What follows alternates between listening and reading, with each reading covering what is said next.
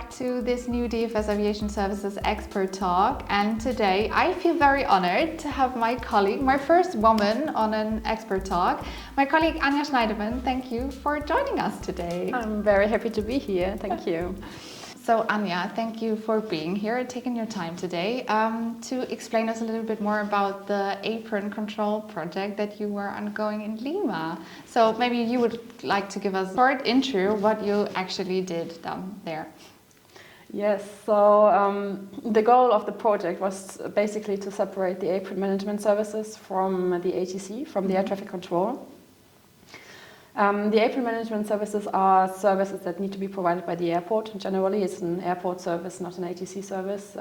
So the airport can, but does not need to provide them. And the airport in Lima decided to provide them themselves.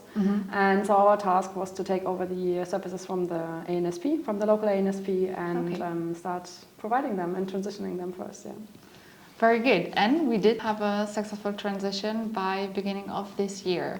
And you were there for quite a long time. So maybe you would like to give us some insights what you did there and how we were undergoing the transition. Yeah, so it was a first. It was a first in Latin America. It's the first time that the Apron services and the ATC are separated. This is something that in Europe, for example, we do sometimes, but for Latin America it was a first, and also that these services are provided by a third party. Okay.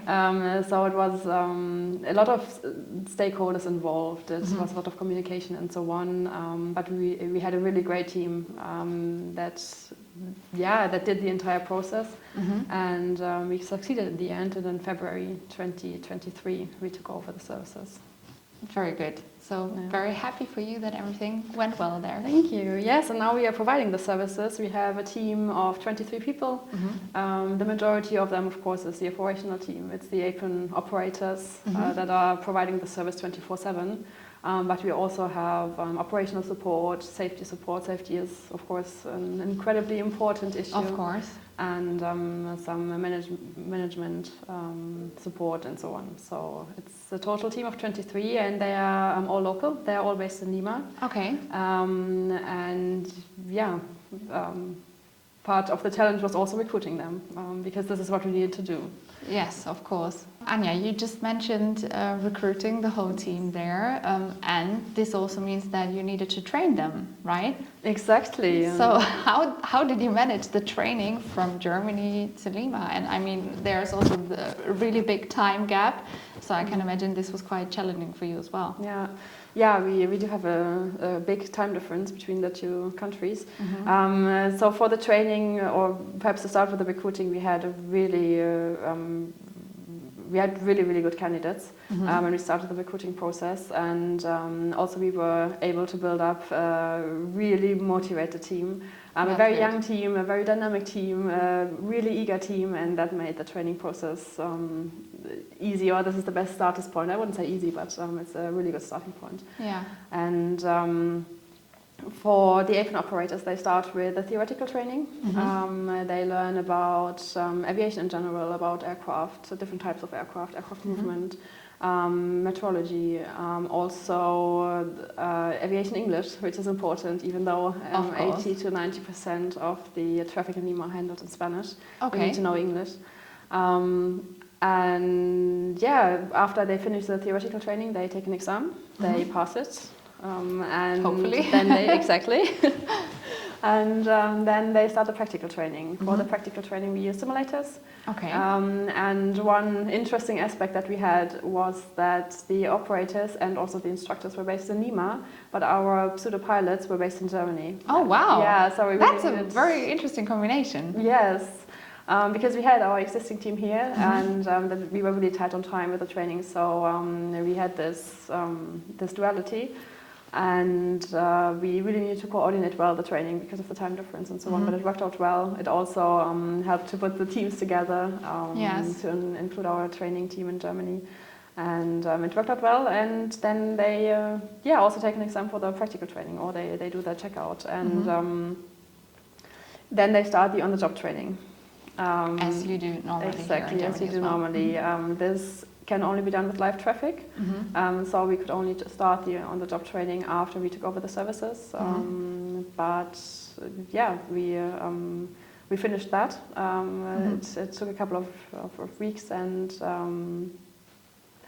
then You're they are happy checked out. Then happy they with the are outcome. ready to go and work on their own. Yeah. Okay, very good. So very exciting there that the remote training from Germany to Lima worked out that well. Did we cooperate with someone there with the remote training? Because we have that learning management software which is can be used remotely as well. But this is what was used for the training as well? Exactly, we used our own resources. Yeah. Okay. We had a huge support for the simulator, from UFA, our simulator partner. And the rest we did ourselves. Also developing the exercises, for example, because practical training consists of different stages. The first exercises are quite easy and basic to get acquainted with the environment, with the airport environment and so on, and then the exercises become more challenging. And this enables the operators to deal with every situation, emergency situations, the high traffic situations and so on. So it builds up. Yeah. Well, I know that you have been working on the project for quite a while, but could you explain us a bit more how much time did you actually have for the whole process? Yeah, time was one of the biggest challenges actually.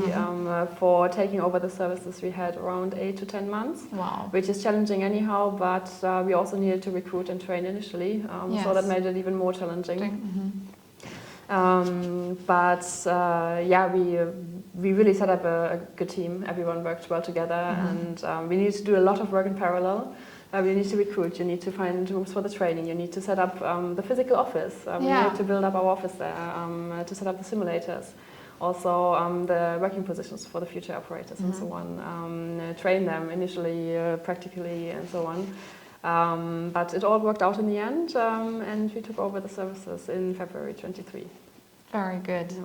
So everyone's very happy for you and for the whole team there as well that it worked out.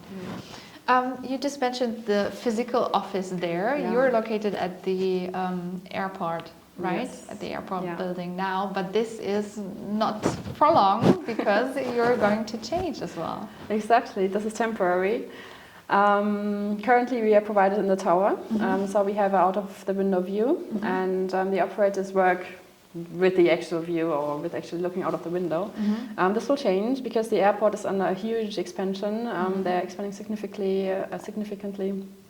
They built a second runway, a new terminal, a new ATC tower and so on. So we will also move with the entire airport to the terminal, and we will be providing the services remotely, which means we will be located in the terminal.